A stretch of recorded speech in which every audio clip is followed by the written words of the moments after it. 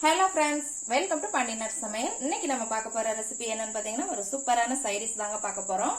இட்லி, தோசை, சப்பாத்தி இப்படி எல்லாத்துக்குமே ஒரு சூப்பரான சைடிஷ் தான். எந்த ஒரு காய்கறிகளுமே இல்லாம வெங்காயம், தக்காளி இதை மட்டும் வச்சு சிம்பிளான ஒரு குருமா தான் பண்ண போறோம். இப்போ வாங்க இதை எப்படி பண்ணலாங்கிறத பாத்துடலாம். இப்போ இந்த குருமாக்கு முதல் நம்ம மசாலா ரெடி பண்ணிடலாம். இப்போ ஒரு மிக்ஸி ஜார் எடுத்துருக்குறேங்க. இதுல வந்து ஒரு பெரிய வெங்காயம் கட் பண்ணி போட்டுக்கோங்க. அதோட ஒரு தக்காளி இந்த மாதிரி கட் பண்ணி போட்டுக்கோங்க. 4 பச்சை மிளகாய், ஒரு 6 பல் பூண்டு, கொஞ்சம் தேங்காய், 10 முந்திரி பருப்பு, 1/2 டீஸ்பூன் சோம்பு. இப்போ இதை எல்லாத்தையுமே நல்லா நைஸா அரைச்சி எடுத்துக்கலாம். கொஞ்சமா தண்ணி விட்டு அரைச்சி எடுத்துக்கோங்க. பாருங்க, நல்லா நைஸா அரைச்சிக்கிட்டாச்சுங்க. இப்போ கேஸ்ல ஒரு குக்கர் வச்சிருக்கிறேங்க. அதுல ஒரு 3 ஸ்பூன் வந்து ஆயில் விட்டுக்கோங்க. நம்ம இன்னைக்கு குக்கர்ல தான் தாளிக்க போறோம்.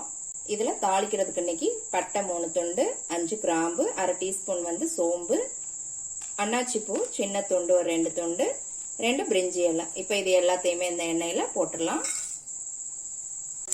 நல்லா வறுத்துக்கோங்க. இப்போ இதோட 2 பெரிய வெங்காயம் இதே மாதிரி பொடியா கட் பண்ணி போட்டுக்கோங்க.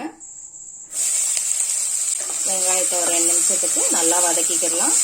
பாருங்க, வெங்காயம் நல்லா வதங்கிருச்சு. வெங்காயம் வதங்கினதுக்கு அப்புறம் 4 தக்காளி வந்து பொடியா நறுக்கி போட்டுக்கோங்க. தக்காளியும் நல்லா மசிற அளவுக்கு வதக்கிக்கோங்க. இப்போ தக்காளியும் நல்லா வதங்கிருச்சுங்க. இப்போ இதுல நம்ம அரைச்ச பேஸ்ட்டை இதுல போட்டுடலாம்.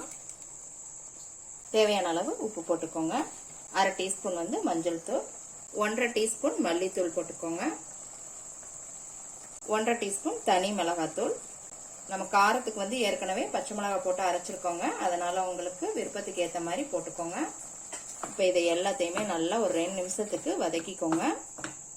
பாருங்க, நல்லா இப்போ வதக்கியாச்சு. பச்சை வாசம் போற அளவுக்கு வதக்கிக்கோங்க. இப்போ தண்ணி சேர்த்துக்கலாம். தண்ணி வந்து தாராளமாவே சேர்த்துக்கோங்க. இந்த குருமா வந்து தண்ணியா இருந்தாதான் நல்லா டேஸ்டா இருக்கும். நல்லா கலந்து விட்டுக்கோங்க. கலந்து விட்டதுக்கு அப்புறம் மூடி போட்டு மூடிடலாம். விசில் போட்டாச்சுங்க. ஒரு 2 விசில் மட்டும் விடுங்க, கரெக்டா இருக்கும். 2 விசில் விட்டு இறங்கினதுக்கு அப்புறம் இந்த குருமா வந்து எப்படி இருக்குங்கிறத பார்க்கலாம். பாருங்க, விசில் இறங்கிடுச்சு. இப்போ ஓபன் பண்ணி பார்த்துடலாம். பாருங்க எவ்வளவு சூப்பரா இருக்குதுன்னு. இந்த குருமா வந்து தண்ணியா இருந்தாதாங்க உங்களுக்கு டேஸ்டா இருக்கும். இப்போ இதோட நம்ம கொஞ்சம் கருவேப்பிலை, மல்லி இலை சேர்த்துடலாம். கொஞ்சம் கருவேப்பிலை, கொஞ்சம் மல்லி இலை, இதை போட்டு நல்லா மிக்ஸ் பண்ணி விட்டுருங்க. இட்லி, தோசை, சப்பாத்தின்னு எந்த ஒரு டிஃபனுக்கும் இது சூப்பரா இருக்குங்க. அவ்வளவுதாங்க, சூப்பரான இந்த காய்கறி இல்லாத குருமா ரெடி ஆயிருச்சு. எப்படி இருக்குன்னு செஞ்சு பார்த்துட்டு கமெண்ட்ல போடுங்க. லைக் பண்ணுங்க, ஷேர் பண்ணுங்க, சப்ஸ்கிரைப் பண்ணுங்க.